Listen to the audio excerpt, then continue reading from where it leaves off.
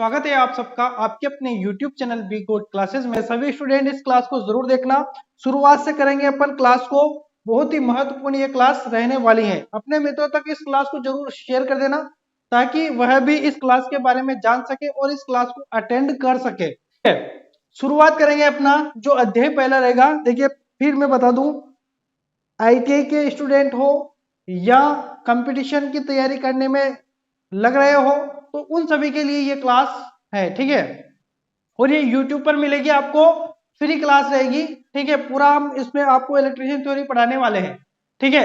कितने भी वीडियो बन सकते हैं इसके, 100 खंड यानी कि 100 से भी ज्यादा वीडियो बन सकते हैं, इसलिए आपको रेगुलर इस क्लास को जरूर देखना है, ठीक है।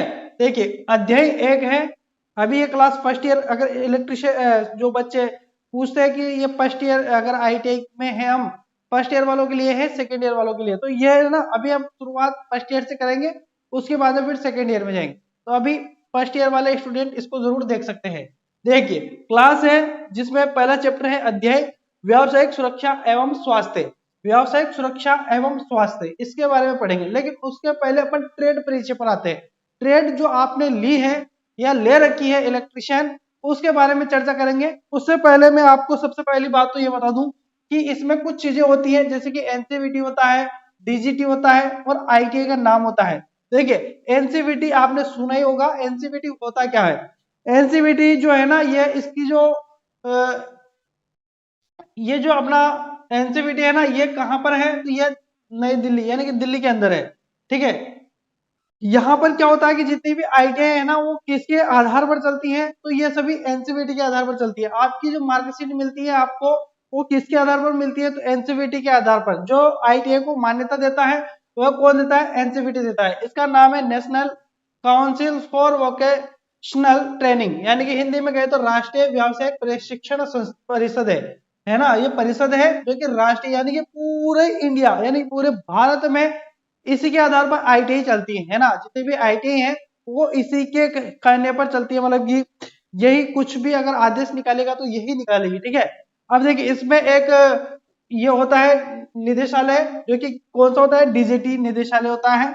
DGT अगर आपके कोई भी लेटर आएगा, लेटर मतलब कि कोई भी आप सूचनाएं आएगी, टाइम टेबल आएगा, एडमिट कार्ड आएगा, तो कौन जारी करेगा? तो DGT के द्वारा जारी किए जाएंगे, जिसको कौन करता है? डायरेक्टर जनरल ऑफ ट्रेनिंग करता है। यानी कि इसका हिंदी में नाम बोले तो क्या है? प्रशिक्षण निदेशालय, ठीक है। ध्यान रखना, इनको कोई एग्जाम में नहीं पूछता है, लेकिन ये बेसिक जानकारी के लिए हम बता रहे हैं। NCVT क्या होती है? जैसे कि देखिए CBSE है ना, स्कूल सब दूर है, लेकिन आपकी जो पुस्तकालय जो किताबें आती है या आपको जो बताया जाता है तो वो किस आधार पर है? CBSE पढ़ रहा है, NCERT पढ़ रहा है, या RBSC यानी कि अपना राजस्थान में बात करें तो राजस्थान में जो 10वीं के स्कूल सब दूर है, ठीक है, सब दूर है, लेकिन जो आपकी मार्कशीट बनती है वो अजमेर बोर्ड से बनती है।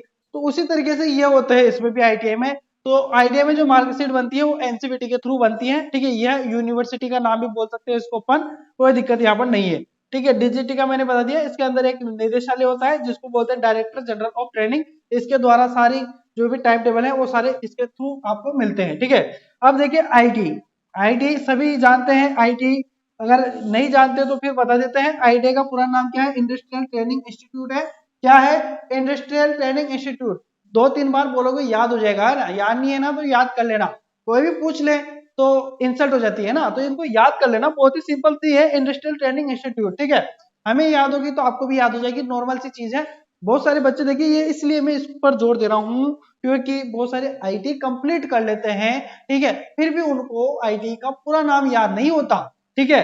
इसलिए हम आपको बता रहे हैं कि इंडस्ट्रियल ट्रेनिंग इंस्टीट्यूट इसका नाम होता है। हिंदी में चर्चा करें तो औद्योगिक प्रशिक्षण संस्था होता है, ठीक है। औद्योगिक प्रशिक्षण संस्था है यह। देखिए संस्था है अपनी। ITI को क्या कहा जाता है?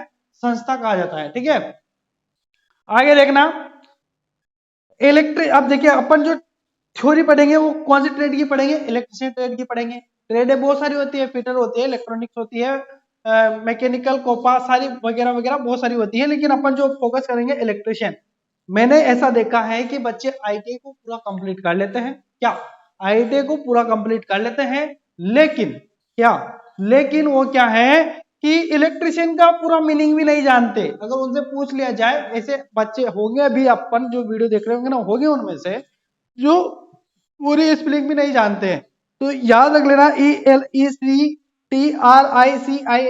है इलेक्ट्रिशियन का स्पेलिंग। वैसे कहीं पर भी पूछा नहीं जाएगा, लेकिन याद कर लेना है ना। अगर अपन इसी के बंदे हैं तो फिर उस चीज को तो याद रखना पड़ेगा ना, ठीक है। तो इलेक्ट्रिशियन ट्रेड है। और देखिए अपन जिस जात के हैं, है ना, अपनी जो कैटेगरी है तो उसको तो अपन याद रखते हैं ना कि हाँ साहब अपन इस जात के हैं। तो उसी तरीके से अपन जिसमें है उसकी जात तो याद रखना पड़ेगा ना। तो अपन कौन सी जात के हैं, तो इलेक्ट्रिशियन जात के हैं, ठीक है। कौन सी जात के हैं, इलेक्ट्रिशियन जात के हैं। तो इलेक्ट्रिशियन जात के हैं तो क्या है, इसको हिंदी में क्या कहते हैं, बिजली मिस्त्री कहते हैं और विद्युत कार भी कहते हैं, ठीक है। ध्यान रखना, फिर से एक और बार चर्चा कर लेते हैं। एनसीवीटी को national council for vocational training, Hindi में बोला तो राष्ट्रीय व्यावसायिक प्रशिक्षण परिषद। डीजीटी को क्या कहते हैं, डायरेक्टर जनरल ऑफ ट्रेनिंग, जिसको प्रशिक्षण निदेशालय कहते हैं। आईटीआई का पूरा नाम होता है इंडस्ट्रियल ट्रेनिंग इंस्टीट्यूट, जो कि औद्योगिक प्रशिक्षण संस्था होता है। इलेक्ट्रिशियन, जिसको हिंदी में कहा जाता है बिजली मिस्त्री, ठीक है। सभी जानते हैं बिजली मिस्त्री का काम क्या क्या होता है, विद्युत से संबंधित सारे काम बिजली मिस्त्री के होते हैं, ठीक है। अब देखिए मोटरों का मोटर्स होती है ना, मोटर्स का ठीक करना, घर पे लाइट फिटिंग करना, ये सभी कार्य किसके हैं, इलेक्ट्रिशियन के कार्य हैं। देखिए आगे ध्यान से देखना। देखिए आईई क्या होता है, आईई जो मैंने लिखा है यहाँ पर, आईई आखिर में क्या होता है। आईई है ना, इंडियन इलेक्ट्रिसिटी होता है। आईई जो है इंडियन इलेक्ट्रिसिटी है। इंडियन इलेक्ट्रिसिटी जो है ना, इसमें जो अपने नियम है, जितने भी नियम है, नियमों को अपन पढ़ेंगे। जैसे कि नियम है वो आगे पढ़ेंगे अपन, पहले इसको समझ लेते हैं अपन कि आईई आखिर में क्या होता है। जैसे कि इलेक्ट्रिक बोर्ड है तो उसको कितनी ऊंचाई पर लगाना चाहिए, दरवाजे के दाईं तरफ बोर्ड लगाना चाहिए इलेक्ट्रिसिटी बोर्ड, पंखे को कितनी फुट ऊंचाई पर रखना चाहिए फर्श से, ठीक है। और कि कौन सा वायर, ये आर वाई बी जो है, जो जैसे कि 3 फेज के वायर है, ठीक है, न्यूट्रल का काला तार है। तो इस तरीके से जो ये बने हैं ना नियम, जैसे कि अपने संविधान में नियम बने हैं, अनुच्छेद सूचियां और इस तरीके से भाग भाग जो भी आर्टिकल सभी बने हैं ना, उसी तरीके से इलेक्ट्रिसिटी में भी रूल बने हैं। तो उनको क्या कहा जाता है, इंडियन इलेक्ट्रिसिटी कहा जाता है। ये ध्यान रखना, इनके नियम है ये, ठीक है। और देखिए इनको बनाया किसने है, तो कुछ इन्होंने बनाया, ये जो संस्था है ना सारी के सारी इन्होंने बनाया है। अब यहाँ पर सबसे पहले चर्चा करेंगे BIS क्या है।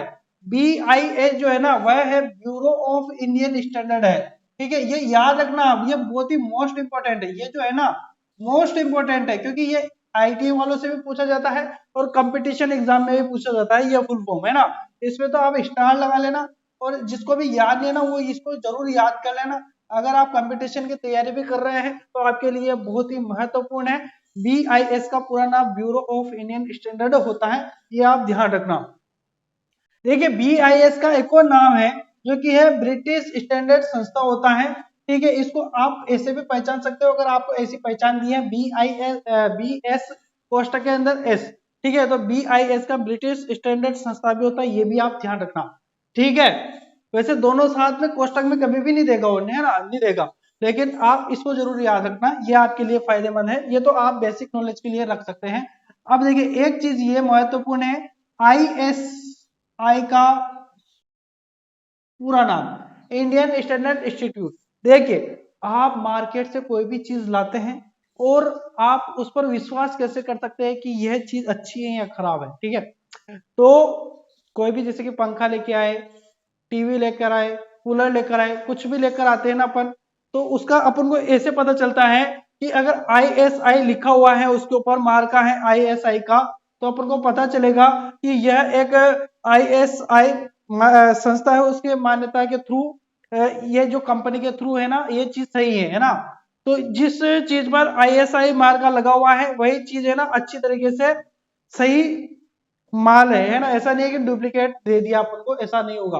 अगर ये मार्का लगा होगा तो ऐसा अपन को लग जाएगा कि ये चीज भरोसे लायक है, भरोसेमंद है ये चीज, ठीक है। क्योंकि ISI की जांच वहां पर जो कंपनी होती है उनमें मान्यता होती है, तभी वो कंपनी काम कर सकती है, ठीक है। ISI मार्का लगा हुआ है। जैसे कि मान लीजिए एक मार्केट से आप ये मार्कर इस पर नहीं है, वैसे जैसे कि आप सैनिटरी का कोई पाइप लेकर आए, उस पर लिखा होगा ISI मार्का, ठीक है। तो यहाँ पर ये ISI मार्कर लगा हुआ है ना, इसका मतलब अपन ये समझेंगे कि यह जो पाइप है ना उस कंपनी में बना है जिसने जो भी शर्तें होती है, ठीक है, फैक्ट्री की, वो सभी मान रखी हैं, उसके अनुसार ये काम कर रही है। ये भरोसेमंद पाइप है, ठीक है, ये कंपनी का पाइप है, ठीक है, डुप्लीकेट माल नहीं है, इसलिए ये ISI मार्का लगा होता है। ध्यान रखना, इसका पूरा नाम होता है इंडियन स्टैंडर्ड इंस्टीट्यूट होता है, जिसको हिंदी में कहते हैं भारतीय मानक ब्यूरो, ठीक है। आगे जो है यहाँ पर ISO ये भी एग्जाम में पूछा जाता है। कोई सा भी एग्जाम हो, कंपटीशन एग्जाम हो या ITA हो, सभी प्रकार के एग्जाम में यह पूछा जाता है। इसका जो नाम है ना वह है इंटरनेशनल ऑर्गेनाइजेशन फॉर स्टैंडर्डाइजेशन, ठीक है, जिसको अपन हिंदी में कहते हैं अंतरराष्ट्रीय मानक संगठन। देखिए अपने भारत में है जो नियम बनाता है वह ब्यूरो ऑफ इंडियन स्टैंडर्ड, लेकिन अंतरराष्ट्रीय यानी कि पूरे विश्व में, पूरे वर्ल्ड में जो नियम बनाते हैं, पूरे विश्व के लिए समान नियम होते हैं इलेक्ट्रिसिटी के लिए, वो कौन बनाता है? तो वह ISO बनाता है, ठीक है। यह एक देश के लिए है, इसमें देश के नियम बनते हैं, देश तक सीमित रहते हैं, लेकिन इसके जो नियम है ये पूरे विश्व में चलते हैं, ठीक है। ये ध्यान रखना, ISO में और BIS में क्या अंतर है? तो ISO का तो सारा पूरे विश्व के लिए नियम रहेंगे, लागू रहेंगे, पूरे विश्व के लिए नियम लागू रहेंगे, कोई सा भी देश हो सभी को इसकी बात माननी पड़ेगी। लेकिन ये BIS है, केवल और केवल इंडिया के लोग ही इसकी बात मानेंगे, ठीक है। GIS, अब जैसे कि ये ब्यूरो ऑफ इंडियन स्टैंडर्ड है ना, उसी प्रकार से जापान के लिए भी है। जापान के लिए क्या है? तो जापानी संस्थागत मानक है, ठीक है। DIN किसके लिए है? तो ड्यूस इंडस्ट्रीज नारेमेन, तो ये किसके लिए है? यह जर्मनी के लिए है, ये ध्यान रखना। GOST किसके लिए है? स्टेट स्टैंडर्ड और गवर्नमेंट स्टैंडर्ड, जो कि रूस के लिए, ये रूस के लिए है। और ASA किसके लिए? अमेरिकन स्टैंडर्ड एसोसिएशन, ये भी एग्जाम में पूछा गया है, ये भी कंपटीशन एग्जाम में पूछा गया है। क्या क्या मोस्ट इंपोर्टेंट है? BIS का पूरा नाम है, और ISI का पूरा नाम है, ISO का पूरा नाम है, और यहाँ पर ASA का पूरा नाम है। बाकी तो सारे याद करने ही है, लेकिन ज्यादा नजर इन पर रखना, ठीक है। अब देखिए अपन जो चर्चा करेंगे ना दुर्घटना के ऊपर करेंगे, किसके ऊपर करेंगे? तो दुर्घटना, ठीक है। दुर्घटना, दुर्घटना यानी कि इंग्लिश में क्या कहते हैं इसको? अपन एक्सीडेंट कहते हैं, है ना। दुर्घटना कहीं पर भी हो सकती है, किसी भी तरीके से हो सकती है, इसको कोई करता नहीं है, ये ऑटोमेटिक होने वाली चीज है, ठीक है। दुर्घटना जो है वह अनियंत्रित, इसमें कोई नियंत्रित नहीं होता, अनियंत्रित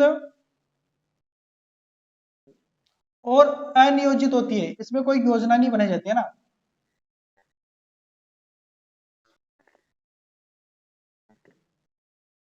अनियंत्रित और अनियोजित घटना को क्या कहते हैं? दुर्घटना कहते हैं, ठीक है। ये ध्यान रखना, दुर्घटना कहीं पर भी हो सकती है, जैसे गाड़ी चला रहे एक्सीडेंट हो जाता है तो वो दुर्घटना ही है, ठीक है। इलेक्ट्रिसिटी, अभी दुर्घटना अपन क्यों पढ़ रहे हैं? तो इलेक्ट्रिसिटी यानी कि अपन विद्युत कार है, इलेक्ट्रिशियन है, अपने साथ कहीं पर भी कोई भी दुर्घटना हो सकती है। जैसे कि अपन कहीं खंभे पर काम करने गए, जैसे कि ये खंभा है, पोल है, ठीक है, यहाँ पर बॉक्स लगा हुआ है, यहाँ पर इलेक्ट्रिसिटी है, काम कर रहे हैं, वो करते करते इसमें इलेक्ट्रिसिटी कोई वहां से ऑन कर दे और करंट आ जाए और अपन वहीं से लड़ जाए, तो इस तरीके से दुर्घटना कहीं पर भी हो सकती है। या कोई लैब में काम कर रहे हैं, है ना, कोई औजार पड़े हुए हैं, चलते चलते या नीचे ऑयल पड़ा हुआ है ना, सफाई नहीं है, ऑयल पड़ा हुआ है, फिसल गए, गिर गए, ठीक है। या नीचे सफाई नहीं है, यहाँ पर लोहे का बुरा पड़ा हुआ है, कीले पड़ी हुई है, तो अपन अच्छे जूते नहीं पहनेंगे तो जाते जाते पैरों में वो चुभ जाए, ठीक है। या अपन कोई चीज को काट रहे, कटिंग करते समय अपने हाथ उसमें आ जाए मशीन के अंदर, ठीक है। तो ये सभी क्या है? दुर्घटनाएं होती है। कंपनी के अंदर अपन काम करते हैं तो वहां पर अपन ऊंचाई पर काम कर रहे हैं, सीट बेल्ट का उपयोग नहीं कर रहे हैं और वहां से गिर जाए, तो ये सभी क्या होती है? दुर्घटनाएं होती है, ठीक है। सभी जानते हैं दुर्घटना के बारे में, तो इस पर ज्यादा चर्चा अपन नहीं करेंगे, ठीक है। देखिए दुर्घटना होने के कारण क्या क्या है? आने वाली आपत्ति के प्रति लापरवाही, यानी कि देखिए पता चल रहा है अपन को कि यहां पर, जैसे कि ये अपने पास एक टेबल पर अपन काम कर रहे हैं, जैसे कि यहां पर समझो ये ड्रम है, ठीक है, ये ड्रम रख दिया, एक ये ड्रम है, अपन को यहाँ पर एक ट्यूबलाइट लगानी है दीवार पर, इस जगह पर, और इसके ऊपर अपन ने एक रखा लकड़ी का, है ना, लकड़ी का पाटिया, ठीक है। अब देखिए इस पर एक व्यक्ति खड़ा हुआ है। अब अपन को पता है कि ये पाटिया अगर खराब है, गल रहा है, पतला है, अपन वजनदारी है और ये पतला है, तो ये टूट जाए तो ये लापरवाही तो हुई अपन की। अपन को ये जो लकड़ी का ये लट्ठा है, ये पाटिया जो है, इसको अपन को देखना चाहिए ना कि ये मजबूत है या हल्का फुल्का है ना। तो ये लापरवाही होती है, लापरवाही अपन बरतते हैं और अपन ही गिरते हैं और अपन ही वहां पर दुर्घटना के कारण बनते हैं। देखिए आज के लिए अपन इतना ही पढ़ेंगे, आगे की क्लास में इससे आगे पढ़ने की अपन कोशिश करेंगे, अच्छी तरीके से पढ़ेंगे और आराम से पढ़ेंगे, कोई दिक्कत नहीं है, कहीं की अपनी जल्दबाजी नहीं है, और बेसिक तरीके से पढ़ेंगे। कुछ भी आपको पूछना है कमेंट में लिख देना, हम आपको बताने की कोशिश करेंगे और बता देना कि कैसी लगी आपको क्लास। क्लास अगर अच्छी लगी हो तो अपने मित्रों तक जरूर शेयर कर देना, कमेंट में कुछ अच्छा जरूर लिखना, ठीक है। चैनल पर नहीं हो तो चैनल को सब्सक्राइब कर लेना और मिलेंगे नेक्स्ट वीडियो में, तब तक के लिए धन्यवाद, शुक्रिया।